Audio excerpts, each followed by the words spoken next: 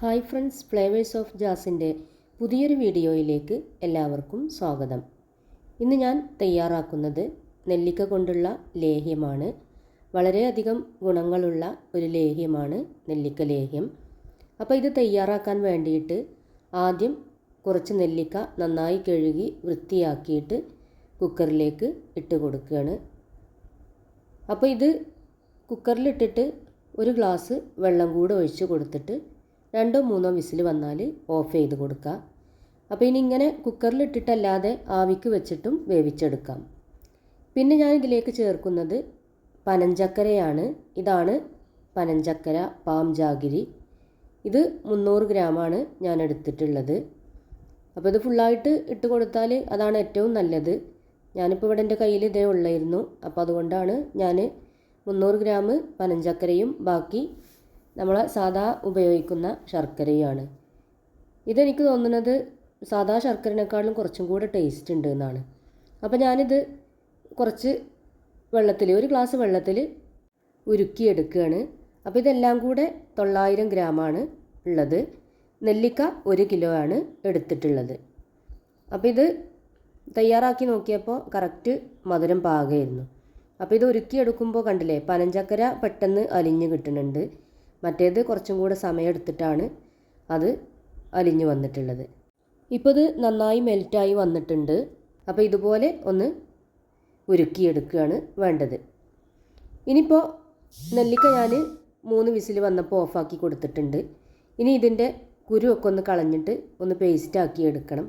അപ്പോൾ അതിന് വേണ്ടി ഞാൻ ഇതെല്ലാം ഒന്ന് കുരു കളഞ്ഞെടുക്കുകയാണ്. കുട്ടികൾക്കും മുതിർന്നവർക്കും ഒരുപോലെ ഗുണങ്ങളുള്ള ഒന്നാണ് നെല്ലിക്ക. അപ്പോൾ ചെറിയ കുട്ടികൾക്കൊക്കെ ആണെങ്കിൽ അവരുടെ ബുദ്ധിവികാസത്തിനൊക്കെ വളരെയധികം ഉത്തമമാണ്. അതേപോലെ തന്നെ സ്ത്രീകൾക്ക് പിന്നെ രോഗപ്രതിരോധ ശേഷി കൂട്ടാൻ, യൗവനം നിലനിർത്താൻ, പിന്നെ മുടിയുടെ വളർച്ചയ്ക്ക് ഇതിനൊക്കെ അത്യുത്തമമാണ് നെല്ലിക്ക. അപ്പോൾ ഞാനിവിടെ നെല്ലിക്ക കുരു കളഞ്ഞെടുത്തിട്ടുണ്ട്. ഇനി ഇതൊരു 2 ബാച്ചായിട്ടാണ് ഞാൻ അരച്ചെടുക്കുന്നത്. അപ്പോൾ ഇതിൽ വെള്ളമൊന്നും ചേർക്കാതെ അരച്ചെടുക്കുക. ഇനി നെല്ലിക്കയിലുള്ള വെള്ളം ഉണ്ടെങ്കിൽ അത് ചേർത്ത് കൊടുക്കുക. അതല്ലെങ്കിൽ കുറച്ച് ശർക്കര ഉരുക്കിയതിൻ്റെ ആ വെള്ളം ചേർത്തിട്ട് അരച്ചാലും മതി. അപ്പോൾ ഞാനിത് അടുപ്പിലാണ് തയ്യാറാക്കുന്നത്. അപ്പോൾ അതിന് വേണ്ടി ഞാൻ ഒരു ചീനച്ചട്ടിയാണ് വെച്ച് കൊടുത്തിട്ടുള്ളത്. ഇരുമ്പിൻ്റെ ചട്ടിയിൽ അല്ലെങ്കിൽ ഉരുളിയിലൊക്കെ തയ്യാറാക്കുന്നതാണ് ഇത് നല്ലത്. അപ്പോൾ ഞാൻ കുറച്ച് നെയ്യ് ആദ്യം ഇട്ട് കൊടുത്തിട്ട് അതിലേക്ക് ഈ അരച്ച് വെച്ച നെല്ലിക്കയുടെ പേസ്റ്റ് ചേർത്ത് കൊടുക്കുകയാണ്. എന്നിട്ട് അത് നെയ്യിൽ നന്നായിട്ടൊന്ന് മിക്സാക്കി എടുക്കണം. അപ്പോൾ ഞാൻ നന്നായിട്ടൊന്ന് ഇളക്കി യോജിപ്പിച്ച് കൊടുക്കുകയാണ്. അതിനുശേഷം ഇതിലേക്ക് ഉരുക്കി വെച്ച ശർക്കരയും കൂടെ ഒഴിച്ച് കൊടുക്കുന്നുണ്ട്. അപ്പോൾ ശർക്കരയും കൂടെ ഒഴിച്ച് കൊടുത്തിട്ട് നന്നായിട്ട് യോജിപ്പിച്ച് കൊടുക്കണം. അപ്പോൾ ഇത് കുറച്ച് സമയം ഇളക്കിയെടുക്കാനുണ്ട്. സാവധാനം തീ കത്തിച്ചിട്ട് ഇളക്കിയാൽ മതി. സ്റ്റൗവിലാണെങ്കിൽ പിന്നെ മീഡിയം ഫ്ലെയിമിലിട്ടിട്ട് ഇതുപോലെ തയ്യാറാക്കിയെടുക്കുക. ഇപ്പോൾ നെല്ലിക്കയും ശർക്കരയൊക്കെ നന്നായി മിക്സായി വന്നിട്ടുണ്ട്. ഇനി ഇത് നല്ലൊരു ലേഹ്യത്തിൻ്റെ പരുവത്തിലായി വരുന്നത് വരെ ഇളക്കിയെടുക്കണം.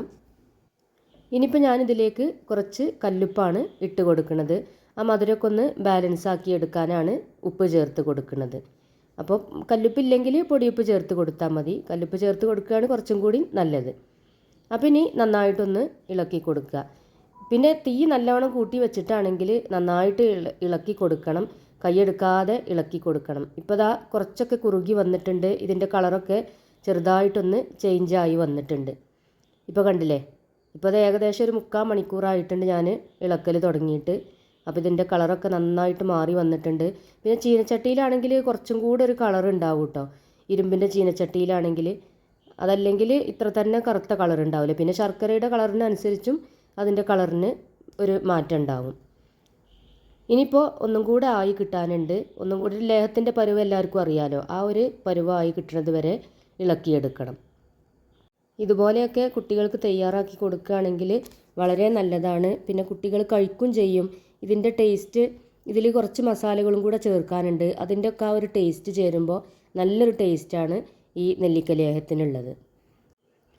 ഇപ്പോൾ ഞാൻ തീ ഒന്നും കൂടെ കൂട്ടി കൊടുത്തിട്ടുണ്ട്. അപ്പോൾ ഇത് കണ്ടില്ലേ, നന്നായിട്ട് തിള വന്നിട്ടുണ്ട്. ഇനി ഇത് കൈയെടുക്കാൻ തീരെ പറ്റൂല, കാരണം ഇതിങ്ങനെ പൊട്ടിത്തെറിക്കും. അപ്പോൾ ഞാൻ ഈ സമയത്തൊന്ന് മാറി നിന്നപ്പോഴേക്കും കണ്ടില്ലേ, ഇതിൻ്റെ ചുറ്റുഭാഗത്തും തെറിച്ചിട്ടുണ്ട് കേട്ടോ. അപ്പോൾ ഇത് കയ്യുമ്മക്കൊക്കെ തെറിക്കും. അത് നന്നായിട്ട് ശ്രദ്ധിക്കണം. ഇനി ഇതിലേക്ക് കുറച്ച് മസാലപ്പൊടികൾ കൂടി ചേർക്കാനുണ്ട്.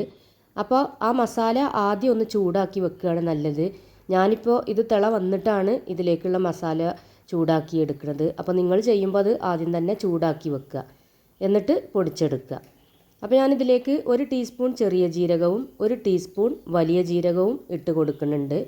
പിന്നെ ഇതിലേക്ക് പട്ട, ഗ്രാമ്പൂ, ഏലക്ക, ഇത് ഒരു 4 കഷ്ണം പട്ടയും പിന്നെ 6 ഗ്രാമ്പൂ, 8 ഏലക്കായ, പിന്നെ 2 കഷ്ണം സ്റ്റാർ അനീസ്, പിന്നെ ഒരു ചെറിയ കഷ്ണം ചുക്ക്, ഇതും കൂടെ ഇട്ട് കൊടുക്കുന്നുണ്ട്. അപ്പോൾ ഞാൻ അതിൻ്റെ ഇടയിൽ ഇപ്പോൾ ഈ നെല്ലിക്ക ലേഹ്യത്തിലേക്ക് കുറച്ച് നെയ്യും കൂടെ ചേർത്ത് കൊടുക്കുന്നുണ്ട്. അപ്പോൾ ഈ നെയ്യ് അധികം ചേർക്കണം എന്നില്ല, എന്നാലും കുറച്ച് ചേർത്ത് കൊടുക്കുകയാണ് നല്ലത്. എന്നാൽ കുറച്ച് പുറത്ത് സൂക്ഷിക്കുകയൊക്കെ ചെയ്യാൻ പറ്റും, അല്ലെങ്കിൽ ഫ്രിഡ്ജിൽ തന്നെ വെക്കേണ്ടി വരും. കുറച്ചധികം നെയ്യ് ചേർത്ത് കൊടുക്കുകയാണെങ്കിൽ പുറത്ത് തന്നെ വെച്ചാൽ മതി. പിന്നെ നമ്മളതിലിടുന്ന സ്പൂണൊക്കെ നനവുള്ളതാകരുത്. അപ്പോൾ അങ്ങനെയൊക്കെ ആണെങ്കിൽ കുറേ നാൾ പുറത്തിരിക്കും, അതല്ലെങ്കിൽ ഫ്രിഡ്ജിൽ തന്നെ സൂക്ഷിക്കണം. അപ്പോൾ ഞാൻ ഇതിലേക്കുള്ള ഈ മസാലകളൊന്ന് ചൂടാക്കി എടുക്കുകയാണ്. അതിനു വേണ്ടി ഞാൻ ഈ മസാലകളൊന്ന് ഈ പാനിലേക്ക് ഇട്ട് കൊടുക്കുന്നുണ്ട്, എന്നിട്ട് ഒന്ന് ചൂടാക്കി എടുക്കണം. അപ്പോൾ ഇതിൻ്റെ പാകം എന്ന് പറയുന്നത് ഈ ജീരകമൊക്കെ ഒന്ന് ചെറുതായിട്ടൊന്ന് പൊട്ടിത്തുടങ്ങും. അപ്പോൾ ആ പൊട്ടി തുടങ്ങുന്ന സമയത്ത് ഫ്ലെയിം ഓഫ് ചെയ്ത് കൊടുക്കണം. എന്നിട്ട് ചൂടാറിയതിന് ശേഷം മിക്സിയുടെ ജാറിലിട്ടിട്ട് ഒന്ന് പൊടിച്ചെടുക്കുക. അപ്പോൾ ഞാനിപ്പോൾ ഈ ലേഹ്യത ഇതുപോലെ ആയിട്ടുണ്ട്, ഇതിലെ വെള്ളമൊക്കെ വറ്റിയിട്ടുണ്ട്. അതിലേക്ക് ഈ പൊടിച്ച മസാലപ്പൊടി ചേർത്ത് കൊടുക്കുകയാണ്, എന്നിട്ട് നന്നായിട്ട് മിക്സ് ചെയ്ത് കൊടുക്കുകയാണ്. അപ്പോൾ കണ്ടില്ലേ, ഇപ്പോൾ ലേഹ്യത്തിൻ്റെ ആ ഒരു പരുവത്തിലേക്ക് ആയി വന്നിട്ടുണ്ട്. അപ്പോൾ നന്നായിട്ട് ഒന്നും കൂടെ ഇളക്കി കൊടുക്കണം. അപ്പോൾ ഞാനിതിലേക്ക് കുറച്ചും കൂടെ നെയ്യ് ചേർത്ത് കൊടുക്കുന്നുണ്ട്. അപ്പോൾ ഇനി നിങ്ങൾക്ക് നെയ്യ് ഇത്ര വേണ്ടാന്നുണ്ടെങ്കിൽ നെയ്യ് ചേർത്ത് കൊടുക്കണ്ട കേട്ടോ, അത് ഫ്രിഡ്ജിൽ വെച്ചാൽ മതി. ഞാനിത് പുറത്തുതന്നെ വെക്കാനും വേണ്ടിയിട്ടാണ് കുറച്ച് നെയ്യ് ചേർത്ത് കൊടുക്കുന്നത്. പിന്നെ കുട്ടികൾക്കൊക്കെ കൊടുക്കാനാവുമ്പോൾ കുറച്ച് നെയ്യ് ഒക്കെ ആയാലും കുഴപ്പമില്ലല്ലോ. അപ്പോൾ അതിന് വേണ്ടിയിട്ടാണ് ഞാൻ കുറച്ചധികം നെയ്യ് ചേർത്ത് കൊടുത്തിട്ടുള്ളത്.